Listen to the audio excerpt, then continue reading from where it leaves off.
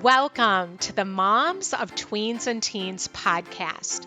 If some days you doubt yourself and you don't know what you're doing, if you've ugly cried alone in your bedroom because you felt like you're failing, well, I just want you to know you're not alone and you have come to the right place. Raising tweens and teens in today's world is not easy. And I'm on a mission to equip you to love well and to raise emotionally healthy, happy tweens and teens that thrive. I believe that moms are heroes and we have the power to transform our family and to impact future generations. If you are looking for answers, encouragement, and to become more of the mom and the woman that you want to be, welcome. I'm Sheryl Gould, and I am so glad that you're here. Hi, friend. Welcome to the show today, and I am so glad that you are here. And before we dive into this episode and I introduce my special guest, I want you to know that I have a huge discount on my course, Raising a Teenager, a crash course in decoding and reconnecting. And it is normally $197. And for right now, it is $47. And this course has gotten rave reviews. It is super helpful when it comes to learning how to talk to your tweens and teens in such a way that they want to talk to you, that they're going to come out of their rooms, that they know that you're that safe place. I talk about setting boundaries and limits. There are 5 modules. There's audio and also video, and there's conversation scripts and boundary conversation scripts to set effective boundaries and so much more. So I put the link in the show notes, and you can go there and click on it and you can get that discounted price. So I just wanted you to know that. And now let's jump into this episode. I'm so excited that Dr. Jill Grimes is back. She is the college doc. She just came out with her newest edition of the Ultimate College Student Health Handbook, your guide for everything from hangovers to homesickness. It is a great gift if you have a high school grad. It gives so much information that will help your college student be able to navigate their health and their symptoms. And in this episode, we talk about everything from how to support them to talk to their doctor, how to talk to them about getting their medication refilled. That is a tough one. How do you get your kid to become more independent, to be able to do that when they go to college? And also how to support them about getting sleep. And also she talks about some things that I did not know, like how common seizures are with college students and what our kids need to know. And also we talk about sexually transmitted diseases, substance abuse, and so much more. So let's dive in. Well, welcome, Dr. Jill. I am so excited to have you back on the show. You've been here once and now you're back with us again, and I'm thrilled. I'm so happy that you invited me back. I'm excited to talk. This is perfect time because graduation is here. Our seniors are graduating and many of them are going on to college. And you have your 3rd edition of this fantastic book, which I'm holding it up for those of you can see and our listeners cannot. So we're going to tell them what to look for because this is the 3rd edition, but it's the Ultimate College Student Health Handbook, your guide for everything from hangovers to homesickness, 240 award-winning tips, tricks, and hacks. And it has won the International Book Awards. It's the winner. So congratulations for this latest edition. Thank you. I'm really excited. I made a lot of important updates. And we're going to be talking about those. And I just want our listeners and our viewers to know this one is blue and gold. Yes. And so you want, because this is new, you want to get the blue and gold one because there are so many new updates. What's different about this? What made you decide to do a third edition? Honestly, it was from feedback that I had from both parents and students. There were a few things missing. And the truth is, with the very first edition, I had a list of 100 topics, and the publisher made me cut it down to 50. So I could do 10 more editions and keep putting in more things. But specifically in this one of the most important things is something that we put in as kind of a, not a preface exactly, but as the initial chapter of this one is know before you go. What do college students actually need to know before they ever set foot in the doctor's office by themselves for the first time? I love that. You and I talked about it because when I went off to college, I did not know what questions to ask Yes. and even how to describe my symptoms. So let's start there. Like, how do you share with your kid how to talk to the doctor? Okay, so I'm gonna do a little prequel to that by saying something I'm sure I probably said last time, but parents, please make sure that your student has a picture of their health insurance card front and back, favorited on their own phone. That way they've always got that with them, because I'll tell you what happens is kids go off to college or to a job or to the military or whatever. And the first thing, whenever they go in, when they've had an injury or illness and they're, they're not in a good place if they're going in to be seen usually because they're hurting or ill. And the thing that pushes them over the edge is that the receptionist is like, I need your insurance card. And they're like, they can't find it. And it's, maybe it's 2 a.m. and they don't want to call you or whatever. But anyway, so that's an easy thing. Make sure that they've got a picture of their health insurance card front and back. So then talking to the doctor, there's 2 things. There's something to start with and there's something to end with. The really key thing is that you want to lead with why you're really there. A lot of young adults, a lot of old adults have, they're anxious or nervous about the real thing they want to talk to the doctor about. And so what happens is you call in, say a student calls in and they say they've got stomach pain. Okay, they're put in this 15-minute slot, right, for stomach pain, maybe a 10-minute slot. And they wait until the 14th minute to say, I had one other question. And what I really want to know is I'm having just terrible test anxiety, which is probably the reason for their stomach ache. It's not that they don't also have a stomach ache, but usually that last minute question is something that we doctors can't answer quickly. And so then you either get a rushed answer, which is inadequate, or they ask you to make another appointment, which you don't want to do, or you just don't feel heard at all. And they're like, well, we'll address that next time or whatever. And then you didn't get your answer. So and this happens, of course, with things that are of a sensitive nature. Perhaps if you think you've got a lump or bump, maybe somewhere in the swimsuit region that you're not sure what that is. Sometimes people will be afraid to ask about that, or they don't want to say that they're just that they haven't slept in a week, and that they're really anxious. They'll talk about a headache, they'll talk about fatigue.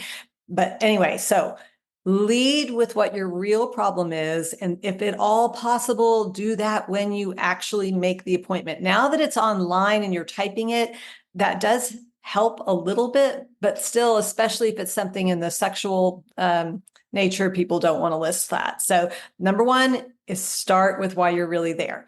Number 2 is finish with 2 words. What's next? It's so important. Probably the most phone calls and text and messages that I get are from people who say, well, they've got X, Y, or Z problem, whether it's I went to the doctor and I got an antibiotic, but I still have a cough, or I went to the doctor and had a sore knee and they didn't do an X-ray and my knee still hurts. And whatever it is, whether it's therapy or an antibiotic or whatever, I say, well, what did they say when you got back with them? And the answer is always like, oh, well, I didn't go back. If they didn't, if they weren't if they weren't smart enough to figure it out the first time, I wasn't going to go back. Or just young people are like, well, I've already been. I mean, if they were going to give me something else for a cough, they would have already done it. Like, no, no. So you have to say, what's next? What happens if I don't get better? How soon should I get better? What side effects should I expect? Is there anything that I need to watch out for that would mean I'm getting worse that I might not realize? And understand that doctors they're just telling you their plan A. They've got plan B, C, D, E, and F that they probably are not going to take the time or don't have the time to go over all those backup plans, but they know it. You just need to ask. So, and also ask how you're supposed to get back in touch. Because if this is Friday afternoon at 4:30 and you're there with an illness, well, what happens if you get 102 fever or shaking chills, or you can't stop throwing up tomorrow on Saturday or in the middle of the night tonight? Do you go to the ER? Do you text back? So what's next? So lead with what's important, end with what's next. I love that. Yeah, it's so intimidating at that age it can be at any age when you go to a doctor and you see them as the authority. And a lot of times I'll even get home and be like, okay, now what am I supposed to do? Right. You're like, just in that, I don't know, anxious state. And so I love that. What's next? And that's easy to say. Right. Next. What's next? 2, 3 words. So, yeah, very helpful. And to be able to coach them with that. Yes. And I love this book because I think one of the scariest things for us as parents is it requires letting go and safety and knowing our kids are okay. And if they're on medication, that comes up all the time with moms that I work with, like, how do I get my kid to fill their prescription or to remember to take their medication? And we get worried, like, how do we know they're going to be okay? And this book just answers so many of those questions. So let's back up. All right. How do you handle it if they have a prescription? Okay. So if your child, especially if they're moving to another state, but basically if they're moving out of town, they are probably going to need to get a local doctor. It sort of depends what it is. Like if they're on asthma medicine, so asthma inhalers, or even antidepressants, they may be able to. If it's something where you're not following up every month, but you're following up every 3 months or maybe every 6 months, then they can stay with their current doctor most likely. The big issue comes up with ADHD medications. Yeah. That's the bottom line. Because those are only prescribed 1 month at a time, and you really shouldn't be mailing them. You shouldn't mail them, and they should be getting a prescription ideally from where, the town that they're in. Now, some colleges actually have, it's the minority of colleges that have university health center doctors who prescribe the ADHD medications. Unfortunately, partly because of abuse and partly just because of lack of money and staffing, most places do not have that. So you'll need to find that in the community. And you definitely can ask at the health center, hey, what doctors in the community do students usually use for their ADHD prescription? Okay. And the health centers will definitely have a list for you. In some communities, it's pediatricians, which really I'm a family physician, but most pediatricians stop at 18, some continuing caring for them through college. It's a gray zone, but anyway, it can either be a pediatrician, family physician, or a neurologist in Austin, Texas, or psychiatrist. More of our neurologists and psychiatrists prescribe them than primary care physicians in my town. But it varies by town. So those have to be refilled once a month. And parents, let me just say, I know. I am the parent. I am this parent. It's called attention deficit. And the reality is, odds are really high your kid is going to run out of medication, and probably right before a test. And it'll be, they run out on a Friday, and they're not going to be able to get a refill over the weekend. And then we've had the shortage of the ADHD medications. So it's a natural consequences, very frustrating kind of thing, but it happens a lot. And all I can tell you is that you can talk with your young adult about making sure that they've got a reminder system. We always encourage them, you refill that ADHD prescription the day that you can, even if you still have some left over because you forgot to take them, which also happens a lot.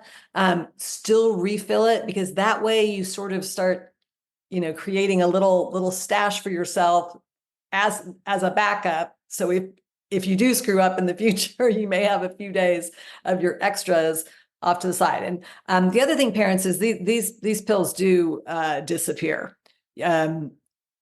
They are sold for $5 to $10 per pill, and so your kid does need to have a locked box to keep these prescriptions in, so that they don't walk away.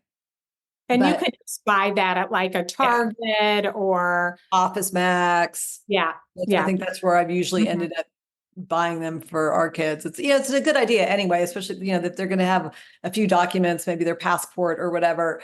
It's good to have at least a small locked box. Not that somebody couldn't scoop that up and walk away with the whole thing, but just every step makes it less likely.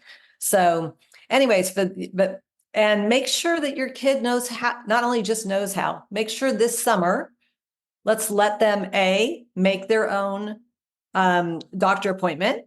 And keep in mind, everyone's like, oh, they don't really need to go. Oh, yeah, they do. They probably need at least one immunization. They check on their tetanus shot when their last one was. They need to see if they need a meningitis shot.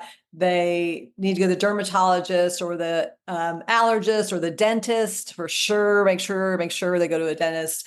That is something that frequently falls by the wayside. And then the first semester is a very fertile time for cavities.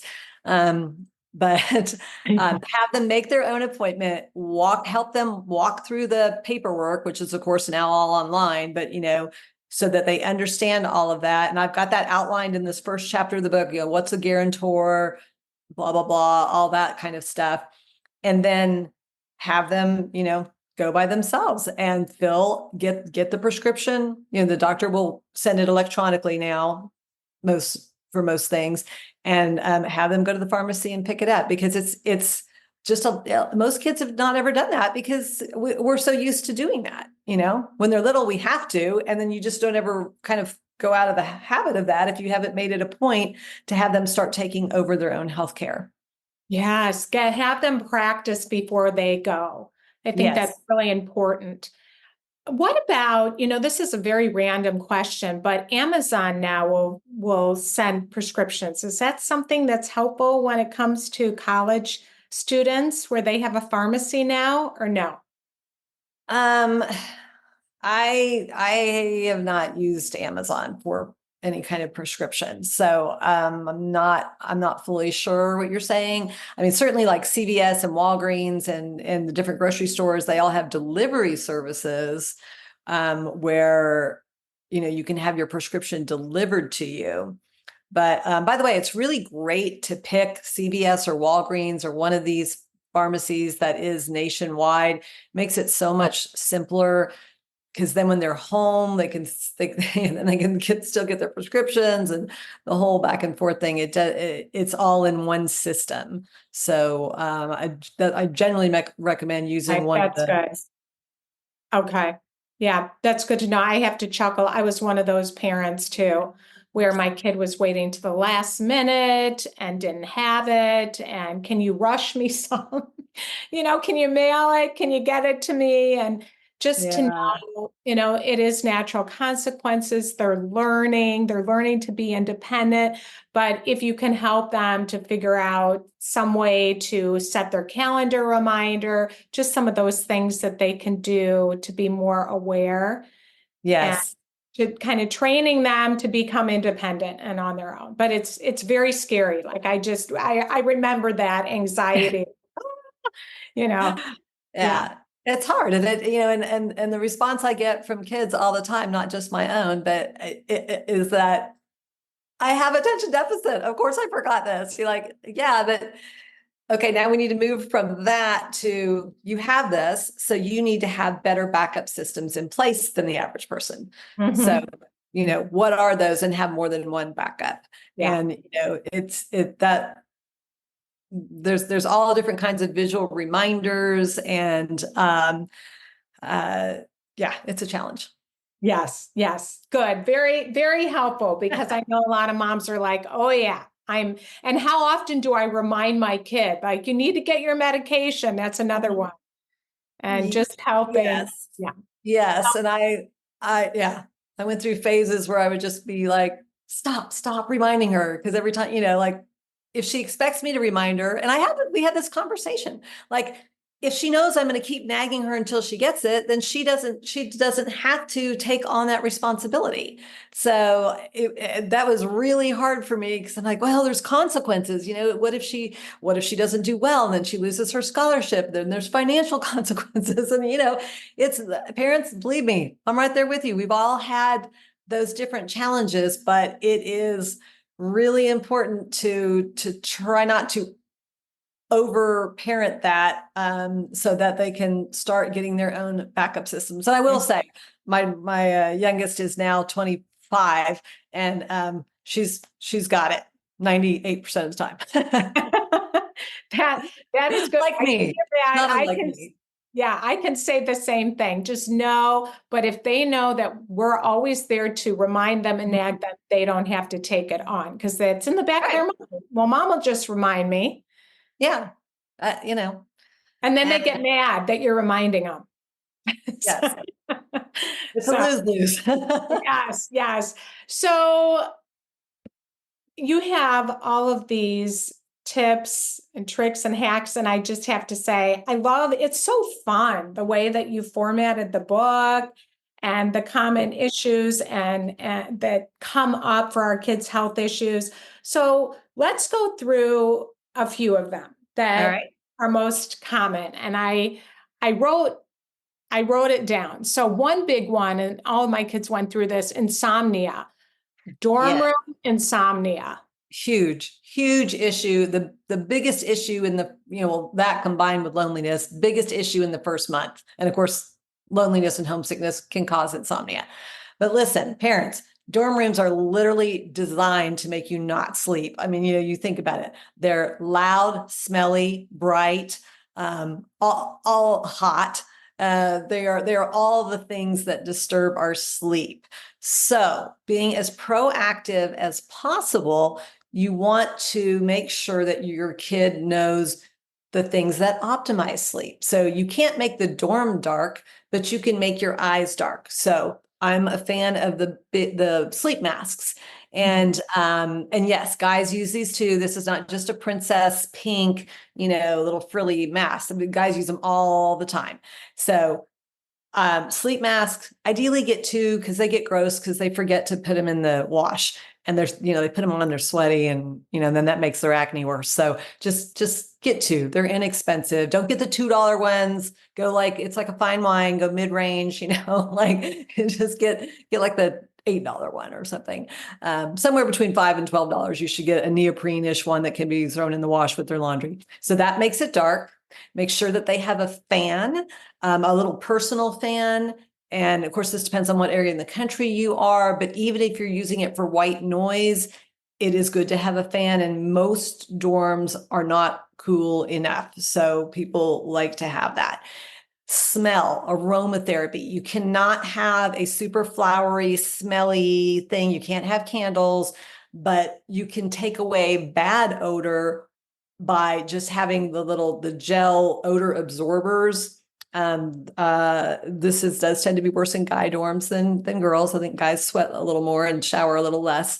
So putting that in, like with their smelly shoes next to their laundry, that can help a little bit with smell. Or you can get a lot of not to be sexist, but more girls than guys tend to do this. They'll get the little essential oils, lavender or eucalyptus, and just put a drop on their pillowcase and they'll smell that. So you make it dark, you make it cool, you want to minimize noise. The best thing really that I recommend, you don't want to fall asleep in noise canceling AirPods. That's not good for your ears to have those in all the time. You're going to end up with a wax buildup, and then that's going to be its own separate problem.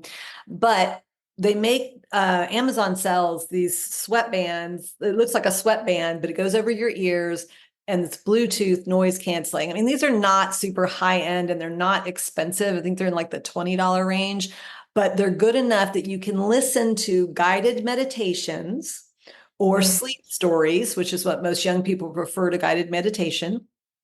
And for parents who haven't heard that, it's like stories kind of read in a monotone voice. It's a thing. Oh, yeah. You're out like a light. I use them. Oh, okay. There you go. There you go. I don't know what they do. I guess it's the monotone voices, but yeah, it works. And it takes your mind off of what you're worried about. Right. See, they don't do it for me. Like my daughters love them. I do not, but everyone has to find out what works for them. But anyway, you can do guided meditation or the sleep story or music or whatever. But with those headbands, it's not going inside your ear, but it is canceling the noises around you. And again, you've got your mask on. So if your roommate's coming in and out, it's still dark and quiet for you because you've got that little barrier. But the biggest thing that students do wrong in trying to correct their sleep is this. You need to get up at roughly the same time every day. And that's hard. If you have an 8 o'clock class, which almost nobody does anymore, but if you're a pre-med major and you have no choice because you have the labs or you're an engineer, the same. Anyone who has labs that take up 3-hour chunks, you end up having to have morning classes. So if you have that on Monday, Wednesday, unfortunately, you really need to get up within about the same hour the rest of the week. And if you get up at the same day, it's fine if you take a nap in the afternoon, but you're better off getting up at the same time every day. Than that's more important than focusing on when you go to sleep at the same time. So we have to get them to get on that cycle. And also a lot of kids, for social reasons, who may not have ever even drank coffee before college, that becomes a very common afternoon, the Starbucks or whatever your cute little on-campus coffee place is. That's an expensive habit too, but that becomes a very common social habit. And so people don't realize that they're having a coffee at 3 p.m, and that is going to screw up your quality of sleep, even if you're going to bed at midnight. So, teach them to be aware of that. And weighted blankets. I love weighted blankets. People are hit or miss on them.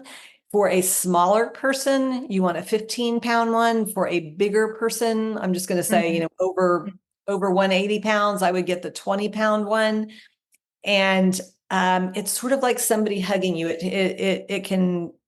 Some people like it just to sit in before they go to sleep, and other people like to sleep in it. And but those things I think can be worth their weight in gold. Wonderful. Great tips. Okay. Seizures. That's a biggie in your book. You talk about that. I did not realize that those are common. Yeah. So seizures are actually, they're far more common than people realize. Here in the United States, 1 in 26 people during their lifetime will have a seizure. You think about, way more than 26 people, right? A bunch of people that have had a seizure, I promise. And around the world, it's 1 in 11, but that's primarily because of infectious diseases and parasites that can actually cause seizures. But the real thing is, in college age are much more likely to have seizures than other ages. And there's a variety of reasons for that. But let me go over triggers for seizures, and it'll become very clear to you why college students are more at risk. Let's start with sleep deprivation, which we were just talking about, because they live chronically sleep deprived, and stress. Also, alcohol, of course. medications like ADHD medications, and then street drugs like amphetamines, similar, certainly cocaine, ecstasy, synthetic THC, cannabis products. Those can all put you at risk for seizures. Antidepressants and anti-anxiety medications do slightly increase your risk for seizures. Head injuries, again, we see a lot of head injuries in college, often coupled with alcohol. And let's see what else. Benadryl. Benadryl gets abused actually for its hallucinogenic potential, which many parents don't realize. Some students will try and use it for insomnia. That's not actually recommended. Honestly, I've seen people use it very effectively for 2 or 3 nights, and that's fine. It actually loses its sedation if you use it routinely anyway. But the bigger problem was when people start taking bigger and bigger doses of Benadryl. But here's what I want parents to know. What we see in college with seizures, they are provoked seizures, and meaning that we can usually identify a trigger. And it's not 1, it's not 2, it's usually that 3rd layer or 4th layer of adding something on. So you've got a sleep deprived kid who drinks alcohol because they're in college and they're drinking alcohol, but they're also on an antidepressant, and then maybe they've got a cold or they had insomnia and they took Benadryl. So it's like you took someone who had no risk factors and you just like put them all together. And it's when that happens, and then we see seizures. And we definitely do see seizures from drugs of abuse, drugs that are abused, street drugs, cocaine, et cetera, as well. And here's something that people, because there's 2 different things I want to talk about with seizures. One, let's talk about first, what do you do if you see someone having a seizure? Because again, it's more common in college. So odds are good your child is going to end up seeing someone have a seizure. So what do? One, first thing they do is take a breath. It is scary. It's scarier for people watching a seizure typically than it is for the person who had the seizure, because in the moment that they are unconscious, obviously they're unconscious. It's embarrassing and it's scary when they wake up, but it's also scary to witness. What I ask them to do is immediately start their stopwatch. I don't know any college student that doesn't have either an Apple Watch or a smartphone, and they all know how to start their stopwatch. So do that, because it is really helpful for the EMS to know how long the seizure has been going on. And that takes literally 1 second. So do that as you're walking over. When you get to the person, if they're not all the way to the ground, ease them to the ground, because maybe they were sitting in a chair at the library and that was where they had their seizure. So you're going to just ease them to the ground. And all you're doing is making sure they don't get hurt worse during their seizure. So you're just protecting their head. If you've got a jacket, sure, whip your jacket off, put that underneath their head. If you can roll them onto their side, great. I don't overly emphasize that. There's always a chance that they can throw up and aspirate, and that's why you would put them on their side, just like you would if someone were drunk. But the main thing is you're just protecting them from harm. So if they're near something with sharp edges, protect them from that either with a coat or by moving them slightly. And you're timing it. And so when it stops, you check, and so that you can give an accurate thing. Meanwhile, you've told somebody else to call 911. That's the thing. You don't have to do everything yourself. It is rare that you're the only person. If you are the only person, start your stopwatch, call 911 as you're, and put your phone down, put it on speaker as you're using your hands to protect the person. But most of the time, these happen in crowds. They happen walking across campus. They happen at parties. Oftentimes people are already lying down, they're on a couch, so they're sitting down. But again, you're protecting them, you're seeing how long the seizure lasts, and you're calling 911, because there are people that can die from a seizure. It's not super common. There's actually a term for it. It's SUDEP, SUDEP, sudden unexplained death from epilepsy.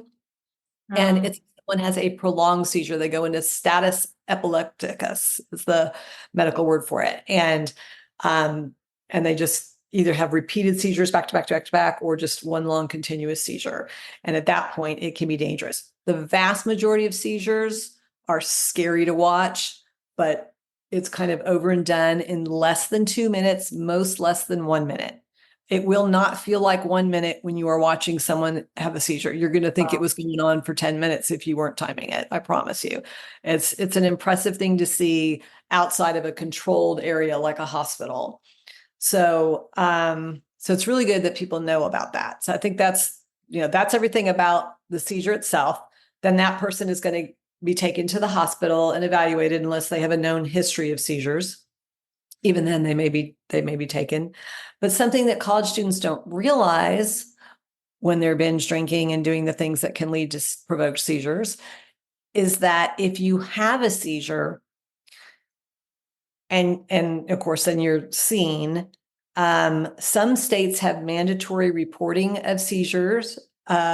Most it's voluntary, but the whole thing is if you have a seizure, you really shouldn't drive for 3 to 6 months, up to 18 months. This is state by state by state on those regulations. And not being able to drive when you have a job or you live off campus can really be challenging. So that is, it's just a good thing for young people to know. And again, the biggest thing is that they need to know it's that tipping point. It's if you're on an antidepressant, you can maybe have a glass or two of alcohol, but you really can't binge drink. You are going to have a bad outcome of some sort. And you got to avoid that layering of multiple risk factors. I always learn so much when I talk to you and listen to you on social media and with your book, because I didn't know really what to do if somebody was having a seizure. And it's just very helpful. And for our kids to know, because that wouldn't be something that would dawn on me, that knowing what you mix, like if Benadryl, alcohol, you're on ADHD medicine, like all these things, Right. did you know that there's real danger involved? Yeah, that's the biggest thing when people ask about, well, what are some of the risks of binge drinking? I mean, just alcohol alone, you can have seizures just from blood alcohol toxicity. But really what we see is it's when those things get combined, and you got to be careful. Yeah, very, very helpful. Nicotine pouches. So we have the whole vaping. Yes. So that's maybe separate. Is that separate from nicotine pouches?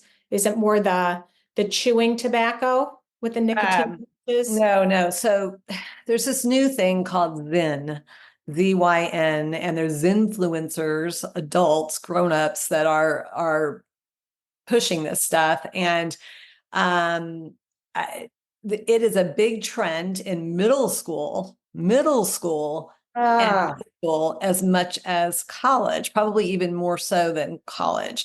And the selling point, if you will, is that it's nicotine, it's not tobacco. So, the kids all know smoking is bad. But, they know that that's a health risk, but they're being sold that nicotine is just like this great brain stimulant, which it is. It is great brain stimulant. It's also like the most addictive substance. It's just we've spent decades getting people to understand how addictive nicotine is in its different forms. And now there's these little pouches, and it just looks like it's literally just like a little clear pouch with white powder stuff in it. And you put it in your mouth between your, it's like dipping, but it's spitless. Although actually it still generates some saliva and people do still spit, but it's supposed to be spitless. But the thing is about nicotine is that the first time you use it, it works great. This is the problem with all drugs that are addictive. It's not that they don't do anything. They do. They wouldn't be addictive if they didn't do something.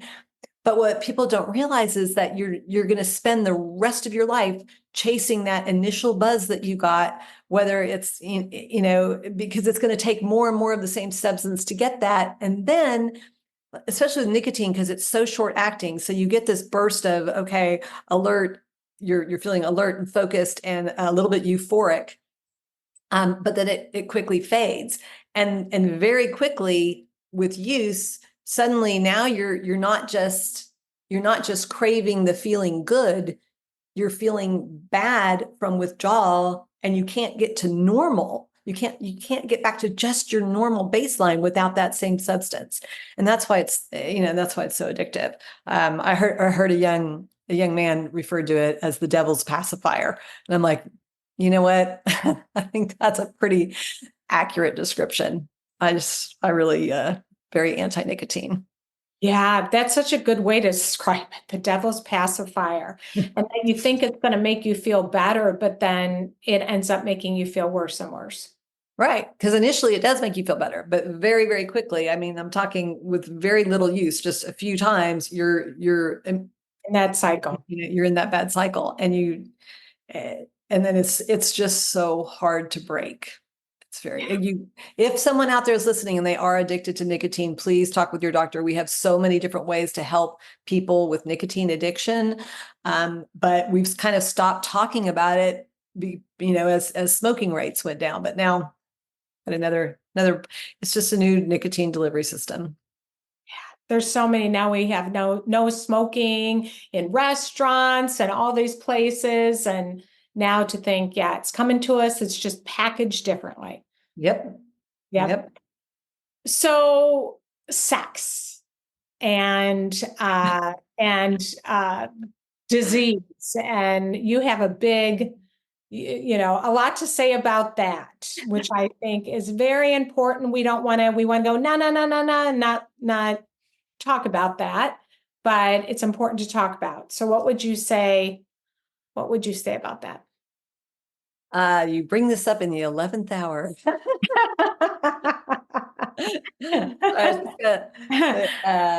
So I actually say in this book, I have literally written 3 other books on just sexually transmittable infections, and then ended up talking about that for a decade, which was never my intent. It's important. It just, it's not something great for dinner conversation all the time. But anyway, the main thing is you can't tell by looking if someone has a sexually transmittable infection or not. They are very common. The most common is herpes, and it can be passed from someone's mouth, from a cold sore, to someone else's genitals. And we see this all the time. And we can treat it. It is not, this is not a death sentence, but to people's self-esteem, to young people when they are diagnosed with genital herpes or herpes in their mouth, that it goes both ways, by the way, and they start having all these cold sore outbreaks, they feel very bad about themselves. So, number one, these viruses don't care how much money you have or how beautiful you are. Everybody has them. It's common, 1 in 5 Americans. And use a barrier. If you're going to be intimate with somebody and have your mouth on someone else's genitals, there needs to be a physical barrier there. That's why flavored condoms were invented. And usually that's kind of an aha moment. People are like, oh, never thought about using it with that. So that's important. And, hookups, this is not any kind of moral judgment one way or another, but, a lot of times young people want to hear me say that hookups are not risky. But the reality is, the more people you're intimate with, the higher your risk of getting a disease. Get tested, use barriers. It's going to decrease your risk. Thank goodness we have the Gardasil vaccine. Oh my gosh, it used to be, we saw genital warts. I mean, there were over 1 million cases every single year. I don't even know what the current count is, but it's got to be way down. It's been years since I've even treated anybody for that. It's so great. That's thanks to that vaccine. So, but and young women are fertile. You really need 2 methods of birth control. And I would say 1 barrier plus something else, the pill or the implant, different things. But what is also great about your book is you can give this to your senior and they will want to read it because you make it so fascinating to read, and it's under each topic. So, they're going to want to read that. That's where I'm like, well, that's probably one of the big ones, sexually transmitted infections. Yes, it happens to people like you, that they're going to want to read it, and it's like a third party influence telling them these things. A lot of times they don't want to listen to us. Yeah, I can't tell you how many parents have told me that they get several crisp $20 bills and they put them in the chapters they want their kid to read, and then they just set it out. Oh, Don't I say love anything, that. just set it out and see what happens. So and to me, I never intended it to be a sit down and read book. Intended it to be, I'm concerned about this.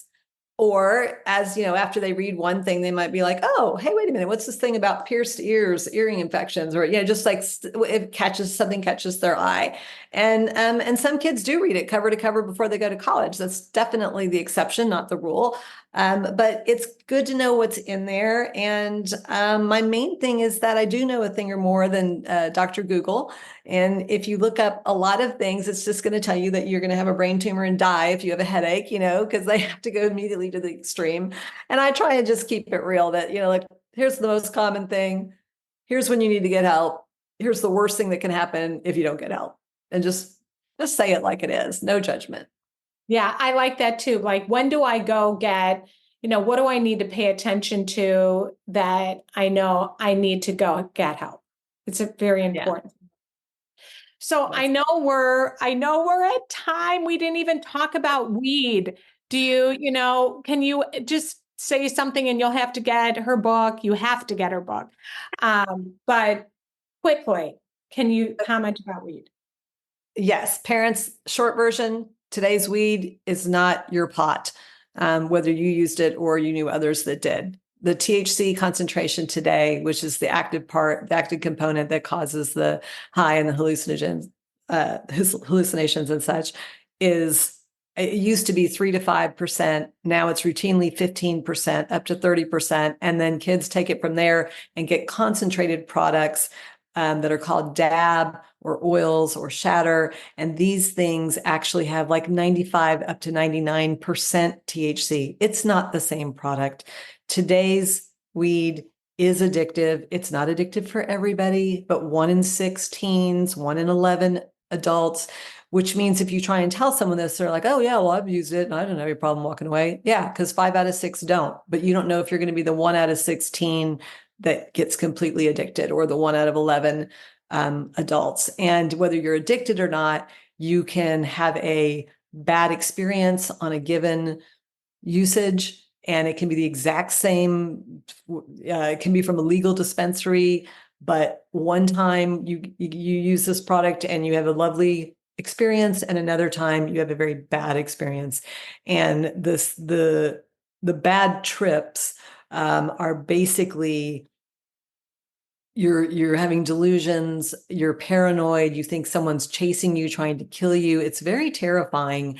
And those cars that you see occasionally racing down the street when you're driving, I would bet you 9 times out of 10 today, if it's just a crazy, way out of proportion, high speed car, I would bet you that is a cannabis issue. That's what we've seen in the States, as it's been legalized. They've seen an increase in the number of these high speed chases. And it's because they think they're being chased.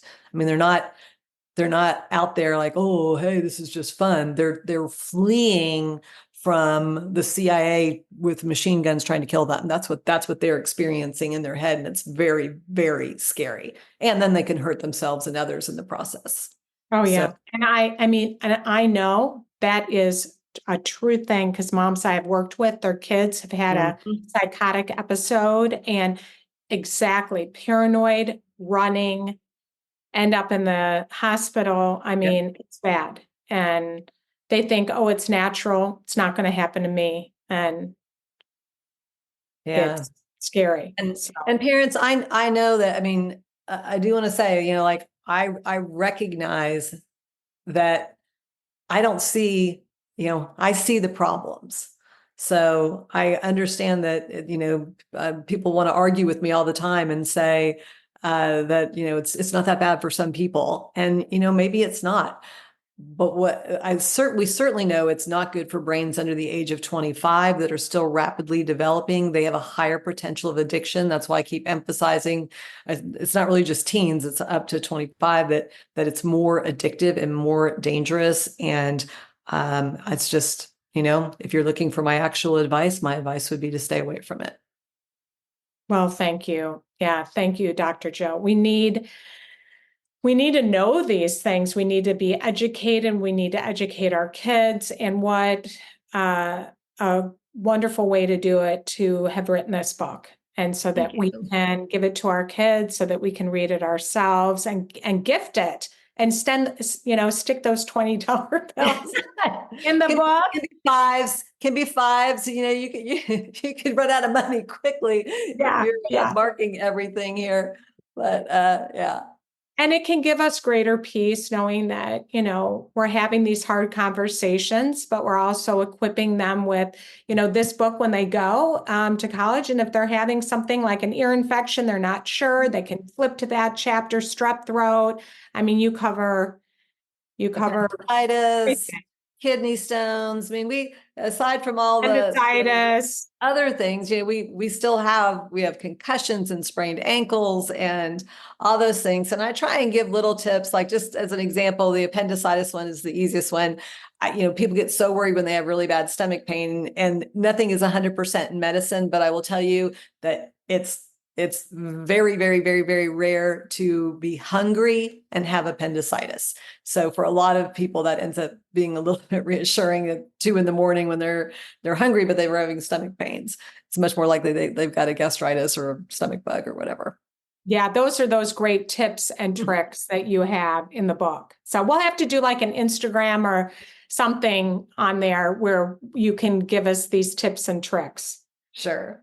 Yeah. So, because there's so much. So, anyway, tell them where to find you and where to buy the book. You had mentioned Amazon. Again, you want the blue and gold version. Yes, you want the blue and gold version. Check the publishing date. The blue and gold is the new one. The maroon one is the old one, but just only remember one thing. Remember, blue and gold is the new one. It has more in it. If they mark the other one to sale for $5, get that. Heck, I would. But you want all the new information. And also please support your local bookstores. I love indie bookstores, and I always encourage people to go there first. But the reality is, we all use Amazon to some extent. I think most of us do, so it is there as well. And I am on social media on Instagram as Jill Grimes, MD. And I am the TikTok college doc. And I am kind of migrating. Who knows how long or if TikTok's going to last. I won't go there, whatever. I'm just there to give information. And, but I'm also slowly migrating to YouTube, and I'll just be the college doc. Okay. Wonderful. And then your website is Jill Grimes, MD. Okay, wonderful. Well, thank you so much for being with us. Thank you for writing this book. And I always love talking to you. Oh, it was so much fun talking with you. And I am always available for your group. Well, that's it for today, friend. And thank you so much for joining me. And I'm so excited to announce our new platform that has so many awesome resources. You can find free downloads and printables, such as best movies to watch with your tweens and teens, fun ideas, conversation starters, affirmations, gratitude exercises, and so much more. And all of these resources are to help you build up your relationship with your tweens and teens and provide you with the support that you need. And we also offer ebooks and workshops and additional resources to support you. So make sure to check it out at momsoftweensandteensresources.com. So have a fantastic week, and I look forward to seeing you back here next week.